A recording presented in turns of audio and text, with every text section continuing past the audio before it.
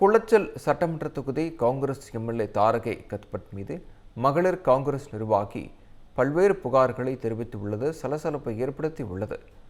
மகளிர் அணி காங்கிரஸ் செயல் தலைவரும் குமரி கிழக்கு மாவட்ட காங்கிரஸ் தலைவியுமான மதன நிஷா காங்கிரஸ் எம்எல்ஏ தாரகை கத்பட் மீது புகார் தெரிவித்து வீடியோ வெளியிட்டு உள்ளார்.